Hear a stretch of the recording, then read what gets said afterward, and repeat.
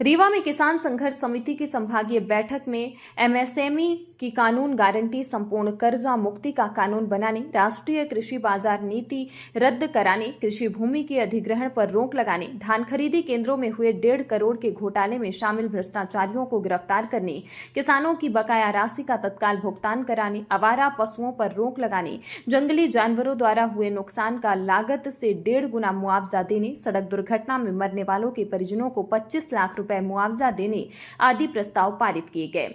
यह जानकारी किसान संघर्ष समिति के राष्ट्रीय अध्यक्ष डॉक्टर सुनीलम ने पत्रकार वार्ता के दौरान दी। मामला दलों का नहीं है, मामला हम अपनी मांग के साथ चलते हैं और आज हमें इस बात की खुशी है, आज हमें इस बात की खुशी है कि इस देश के अंदर एमएसपी की कानूनी गारंटी कोई मुद्दा ही नहीं था, कोई पार्टी बात ही नहीं करती थी। लेकिन आज कांग्रेस पार्टी ने एमएसपी डाला ना, हरियाणा में डाला था, ठीक है, नहीं सरकार बना पाए, लेकिन डाला। समाजवादी पार्टी ने एमएसपी की कानूनी गारंटी उत्तर प्रदेश के मैनिफेस्टो में डालने का काम किया था, कमिटमेंट उसका किया था, है ना। अगर कर्जा मुक्ति की बात भी की थी तो उसकी लाइन जो थी वो संयुक्त किसान मोर्चे से मिली थी, जब वो 2 लाख का था, पूरा नहीं हो पाया, पूरे टाइम सरकार नहीं चली, है ना। अगर पूरे टाइम सरकार चली होती तो हम कांग्रेस को भी फिर कटघरे में खड़ा करते, सरकार पूरी नहीं चली, है ना। इसलिए उनके पास भी एक बताने का कारण है, लेकिन हम लोग तो अपनी मांग पे लगे रहेंगे, क्योंकि हम ये मानते हैं जैसे आदिवासियों को ऐतिहासिक न्याय देने के लिए, जस्टिस देने के लिए आपने वनाधिकार कानून और पेशा कानून बनाया था, बाकायदा उस कानून में लिखा हुआ है कि आदिवासियों के साथ में जो ऐतिहासिक अन्याय हुआ है उसे दुरुस्त करने के लिए, उन्हें न्याय देने के लिए हम ये कानून बना रहे हैं। मुझे लगता है कि कर्जा मुक्ति का और एमएसपी की गारंटी का जो कानून है वो किसानों को न्याय देने की दृष्टि से है। माफ़ी मांग करके जो सरकार है उसको देना चाहिए। ये कोई मतलब भीख नहीं है, ये कोई दया नहीं है, ये अधिकार है और इससे पूरे मार्केट में अंतर आ जाएगा। हमारा कहना ये है कि अगर एक सोच का सवाल है, किसान मजबूत होगा, गांव मजबूत होगा, देश की इकोनॉमी मजबूत होगी। आपको मालूम है कि कोरोना काल के अंदर जो है बाकी सब शहर के लोग तो दुबके हुए थे, कमरों से निकल नहीं रहे थे, रिश्तेदार मर जाए तो भी नहीं जा रहे थे, है ना। लेकिन किसान तो अपने खेत में गया और उस समय इकोनॉमी, भारत की अर्थव्यवस्था निगेटिव में चली गई थी, किसानों ने 3% प्लस में दिया, उस समय भी दिया, जान जोखिम में डाल करके दिया। और आप हम लोग जो संयुक्त किसान मोर्चा चला रहे थे, हमारे तो कोई एक भी मास्क नहीं लगाया किसान ने। 380 दिन तक कोरोना काल में देश के अंदर कोई किसान ने कोई मास्क नहीं लगाया और कोई मरा भी नहीं, है ना। ये खैर एक अलग डिबेट है।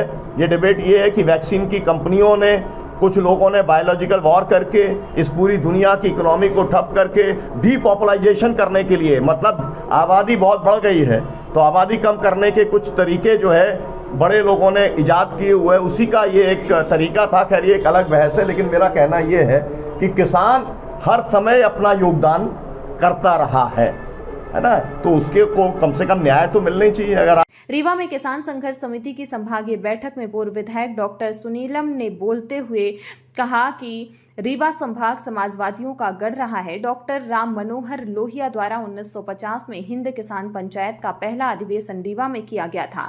सम्मेलन में डॉक्टर राम मनोहर लोहिया द्वारा दिया गया भाषण आज भी किसानों के लिए मार्गदर्शक बना हुआ है।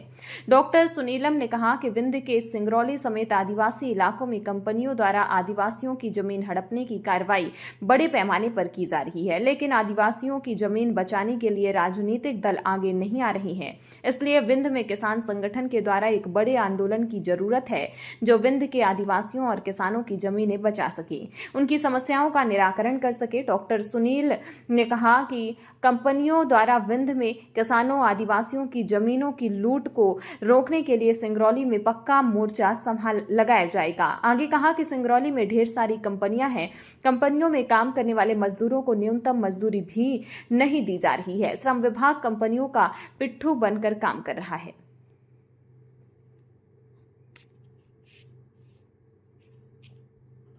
विंध्य स्तर के ऊपर इस मीटिंग के अंदर हमने ये तय किया है कि हम पूरे विंध्य में जमीनों की लूट जो कंपनियों के द्वारा की जा रही है, किसानों की और विशेष तौर पे आदिवासियों की जो ज़मीन कब्जाने का काम किया जा रहा है सरकार की मदद से, किसान संघर्ष समिति उसे रोकने का काम करेगी।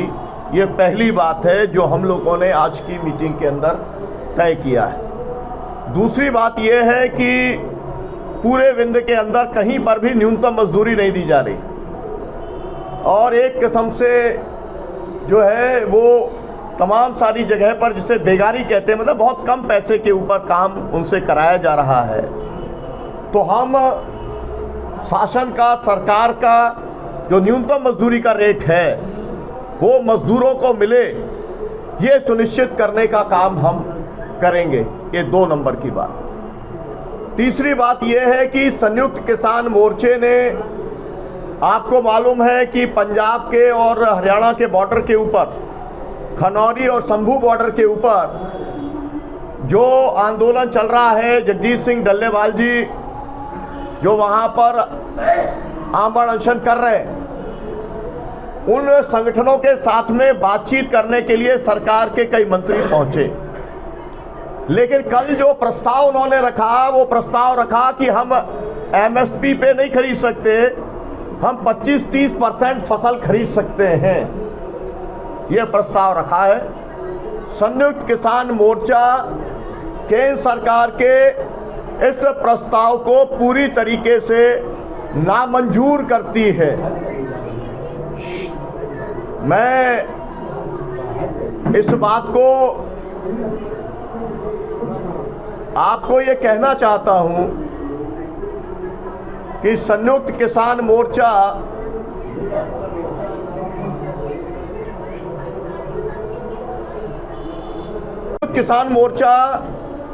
एमएसपी की कानूनी गारंटी पर खरीद, ये हमारा मुख्य मुद्दा है।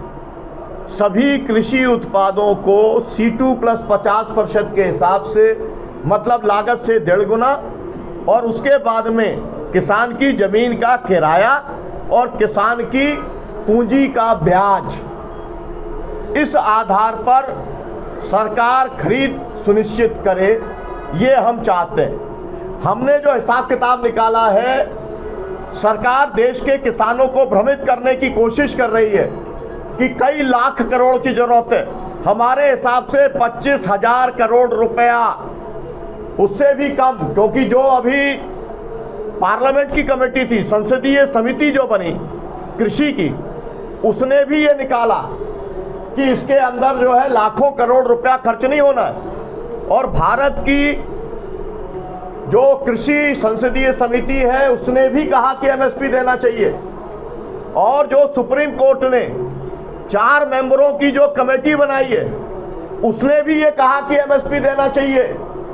और ये बहुत शर्म की बात है कि केंद्र सरकार के 4 मंत्री जाते हैं और आंदोलनकारी किसानों को कहते हैं कि हम 25 या 30% ही खरीद कर सकते हैं, इससे ज़्यादा नहीं कर सकते। हमारा आंदोलन जो चल रहा था वो लगातार जारी रहेगा। अब मैं ये कहना चाहता हूँ, हम लोगों ने यहाँ पर जो तय किया है, विंध्य के अंदर हम लोग, विंध्य के सभी जिलों के अंदर हम लोग किसान मजदूर आदिवासी अधिकार यात्रा करेंगे। सभी जिलों के अंदर ये यात्रा हमारी जाएगी। ये यात्रा मई के महीने में की जाएगी। उसकी तारीख की घोषणा आज अभी और भी साथी हैं, संयुक्त किसान मोर्चे की भी मीटिंग होगी, हम सब लोग मिलकर तय करेंगे।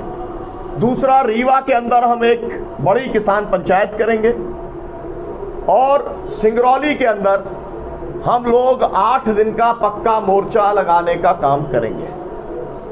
वहाँ पर कम से कम 30 परियोजनाएं ऐसी चल रही हैं जहाँ पर कि अलग अलग कंपनियां आदिवासियों की ज़मीनें लूट रही हैं।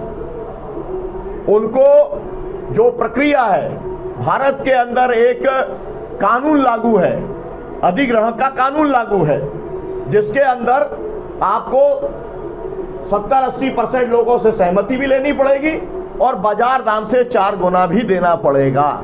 लेकिन सरकार उसे मानने को तैयार नहीं है। पुलिस के डंडे के जोर पर आदिवासियों को मजबूर किया जा रहा है कि वो अपनी ज़मीन छोड़ करके चले जाए। अडानी कोल पावर ब्लॉक में मैं गया था, एक वहाँ पर यार्ड में गया था, तो वहाँ के आदिवासियों ने बताया कि 1 एकड़ ज़मीन ज़बरदस्ती लेके 1900 रुपये महीने का किराया ले लो और ये ज़मीन एग्रीमेंट करा लिया। और जिनने नहीं किया एग्रीमेंट उनको मजदूर भी नहीं रखते, और मजदूरी कितनी देते हैं? 300 रुपया केवल मजदूरी देते हैं। ये स्थिति वहाँ पर बनी है। तो घरौली ब्लॉक है, वो कोल ब्लॉक है अडानी का, वहाँ पर 8 गांव हैं और वो 8 गांव के लोगों ने ये तय किया है, और अलग अलग 30 कंपनियों के अंदर जहाँ पर कि अधिग्रहण की लड़ाई चल रही है, उन लोगों ने ये तय किया है कि हम लोग 8 दिन का पक्का मोर्चा लगाएंगे। इस खबर में फिलहाल इतना ही। अन्य खबरों के लिए देखते रहिए अनोखी आवाज।